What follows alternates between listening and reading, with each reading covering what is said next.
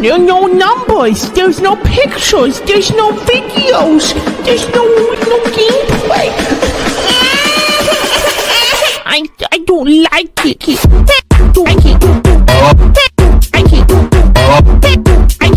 Yo, good morning, good afternoon, good evening. Hope you guys are doing well. Hope everyone's having a good day so far. And today, Framers, we are back with another Palia lore reading.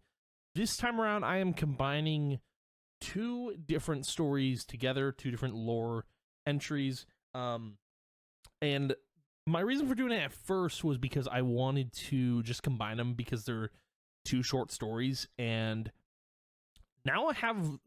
Okay. There's more to this than just combining them for the sake of combining them. These two stories are connected, and it's a really tragic story that it's weird because, you know, I'm pretty sure these people are gone now, but when you think about it, like, it's wild. We're just gonna read this because there's a lot to it. So we're going to get into a bundle of letters and the Battleworn Sentry.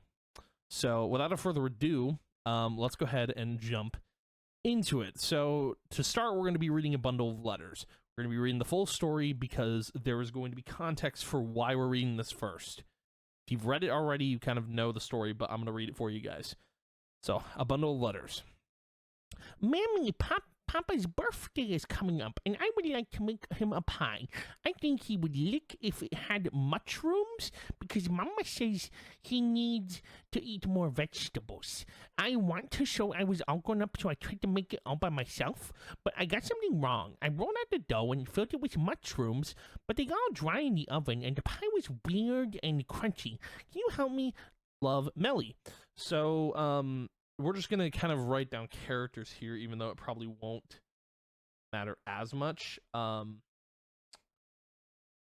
some more characters here. We got Melly, which Melly is, I'm assuming, the daughter of this mom and dad. And, you know, what's weird, before I got the other part of this story for the bundle of letters, I got a little worried, and we're going to read the next entry here to kind of give you an idea of why I was worried. Let's keep going.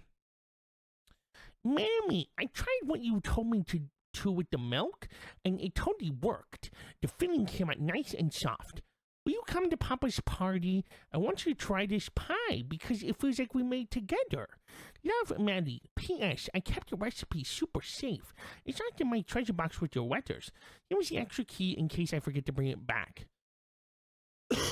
So my assumption here, because I didn't know there were other entries, my assumption here was that the mom disappeared, like because of the whole Cosmo protocol, and the little girl was left all alone. So I don't think that's the case, but I think they did disappear anyway because of the Cosmo protocol. But it's so weird. So one thing I want to preface before we keep going, the dad is never brought up in the bundle of letters story. Okay, so keep that in mind as we keep reading. But let's keep going. My dearest little Bumble, how wonderful you're making your father a pie. You'll be absolutely delighted. Now, the thing you need to know about feeding your father vegetables is you basically need to trick him into eating them. Trust me, I know. I'll send you a recipe that always worked when he was little. Be sure to keep it safe. It's our family secret. Love you more than bees love honey. Your Mammy. P.S. You will have to remember to put milk in the dough, or the crust will come out tough. There's not much here to note other than, like, it's also hard to tell, like, if they're human or not. I'm assuming they're human. Like, these are humans talking. But let's keep going. My tiny baby bee. Of course, I will go to your party and try a little collaboration. I will have to think of a good birthday gift for your father. Do you think you'll like socks? I'll need a few extra pairs just in case. Love you more than hop-alongs love carrots. Your Mammy. So the story for a bundle of letters ends there. And it kind of ends on a good note. Like, I thought, oh my god, the mom's gone. But then it ends on a good note, and it's like, oh, it's a happy little family dynamic. But then you start to wonder, it's like, okay, well, the father is mentioned in here a lot. So where is he in the story? And that's when we get to the Sentry logs. Now, the Sentry logs are about this Battleworn Sentry, and this is where the stories connect. So, without further ado, let's get into the Sentry logbooks. Number 1. Department of Logistics and Administration of the Army of the Palian Republic. Now, I said I was going to talk about the Sentry logs and the Palian Republic in another lore video. So the Palian Republic is, I'm guessing, where we are in Elderwood now. So the Palian Republic, it's kind of like, I would say the Palian Republic is all over. I don't know where it originates. I don't know if the Palian Republic is completely like, I think the Republic and Valeria are the same type of place. So Valeria is where we are in Elderwood. The Republic is kind of like the government that was built in Valeria, I think. But there obviously there's no confirmation. But this takes place, I believe, during the war against the creatures and monsters. It was like human Galders versus creatures and monsters. And this is where this takes place. So without further ado, let's keep going. Reporting Officer, Order of the Wool Regiment, 85, 12th Battalion, 2nd Company, Knight Commander, Omari. So this is another new character. It's weird. Like, we have a character for Melly. We just have Mammy as like the mom. And then of course we have Knight. What is it? Knight Commander Omari. Location unidentified Umbron site number 21. So he's deep in the Elder Woods in Valeria, I'm assuming. Although it's hard to say if Elderwood is Valeria, but considering Valeria is mentioned in the lore books that we've read, it's kind of hard to not say that we are in Valeria, but could be wrong, who knows. But anyway, let's keep going. Day 0. Number 1. Tasked to investigate Umbran outposts in the Elderwood region. Okay, maybe it's not Valeria, but like maybe Elderwood's it's its own thing. I don't know. Elderwood region. Headquarters intel suggests the location may be being used as a base camp for Umbran army. So we don't know who the Umbrans are, but I'm assuming they are like little creatures that the humans didn't like, but I don't know. 2. Company performed a thorough search upon arrival, but we were unable to locate any items or people of military importance. Furthermore, we were unable to find much at all. Remaining evidence suggests that all Umbrans, including civilians, evacuated the area prior to our mission. 3. Captain has given orders for the company to move on, but my team will remain to secure the premises in case the Umbrans attempt to reclaim the area. And so obviously the Umbrans, this is their first time being mentioned. Obviously you've seen the statues of the Umbrans throughout Elderwood, but I'm wondering if the Umbrans are those creatures or monsters that Mudan mentioned. But it's kind of hard to say if that's the case, because it could be a completely different thing. But again, we don't know. Let's keep going. There was a small handwritten note taped to the back of the page. Given the circumstances around Commander Omari, I will be collecting his reports and taking them to the post at Aqueduct View Arch for safekeeping.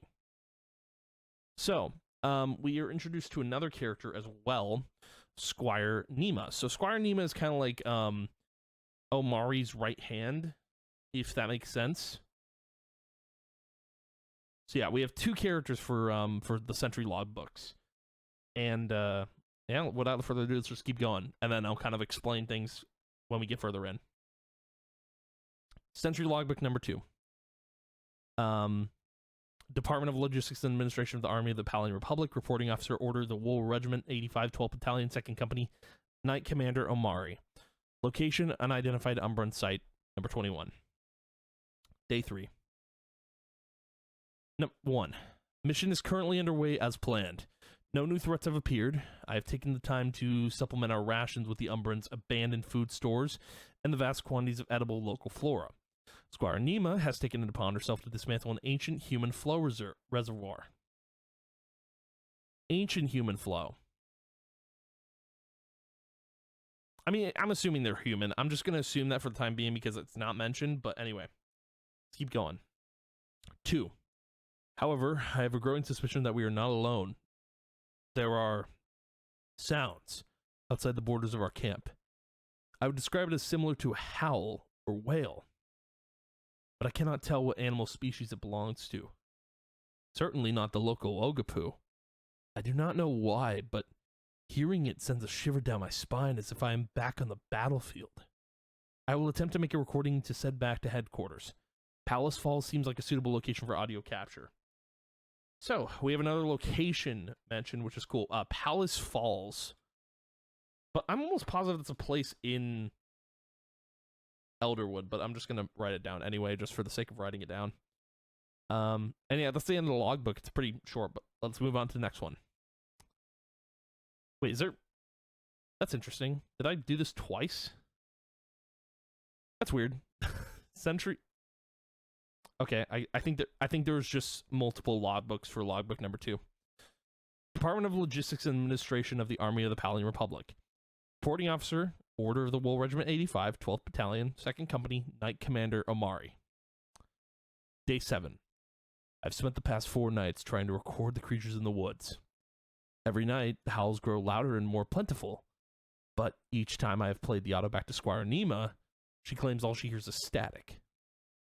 So kind of a hint here is like, oh, Omari can hear these sounds from these creatures, but Nima doesn't hear anything.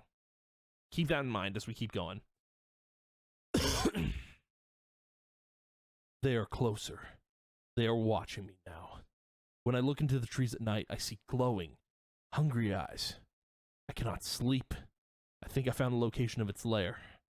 I hear it growling through the grate on the ruined city walls. I must go investigate. And then I believe, yes. So, this is the last little, I believe, let me just make sure. Yes, this is the last we hear of Omari. Past this point, there is nothing else. A Battleworn letter. Nima, thank you for your service. As a non-commissioned officer, I know I can't discharge you from duty, but I hope you'll leave this wretched war behind, just like I'm about to. The voices, they're all here now, and I think you were right. They're in my head. When I close my eyes, I see the faces of the people I fought, people I killed. I think the only way to get rid of the voices is to leave the army behind, to leave everything and everyone behind, to go it alone from here on out. I think I can make a suitable campsite at the edge of the woods near Bahari Bay. I will be fine. Do not come looking for me. Omari. So, it's not really clear what happened, if he went crazy or if he went feral or something like that. But we have confirmation from Kalari, basically about what she thinks might have happened. And of course, the spelling error here. I swear, man, Singular 6 is going to make me lose it, but... This is interesting. Oh, the soldier seemed to either encounter the beast or lose his mind the longer he remained in the woods. Perhaps a guilty manifestation of his own mind? So what I want to piece together here is the fact that Omari, he basically like went off the grid and went crazy because of the war and his mind and probably the flow thing that Nima was messing with. And we don't know what happens to Nima. Nima's kind of left in the dark here. Pretty much Nima, we don't know what happens to Nima. Nima could be a character we meet. But what's clear here is Omari basically goes crazy. Probably because of the Umbrons, where he went. It could be a number of things. One thing is clear. This story is... It's just about this dude basically going on a mission. And the reason why it is connected to a bundle of letters is because when you think about it, every time you're... I don't know. It's weird. Every time you're going out throughout the path trying to find the Sentry logbooks, it's kind of like a bundle of letters, but also... Like, the kid's father's mentioned so much, and it's weird because you got Melly, you got Mammy, and if you take the O out of Omari's name, you got Mari. So it makes me think that so Melly's dad never came home for this party. The mom probably did. But he was out on a mission and he never came home. It's a really sad story. It's pretty sad. It's up there with the lore in Palia, but yeah, this guy Omari, like, he doesn't get to go back to his loved ones. And assuming they're connected, which I do think they are, like, I don't know, they're two separate quests, right? But they're so close together in where you find them. I don't know. I don't think it's a coincidence that they're super close together, but I do think that they are connected, and Omari is Melly's dad. It's a really sad story because, like, he loses himself out there, and then the Cosmo Protocol happens, and suddenly they're gone forever. So, again, I don't know if the stories are connected. I do believe they are. That's why I wanted to read them together, because this dad is mentioned, but we don't get his name. And then, you know, transitioning into the next story, it's like the Sentry logbook is about this guy named Omari and his squire named Nima. It's like, who knows? Who knows if the stories are connected? I do think they are, but yeah, that is going to be the video for today. But thank you guys for watching. If you did, as always, I appreciate it a ton, and I will see you guys in the next video. And yeah, goodbye.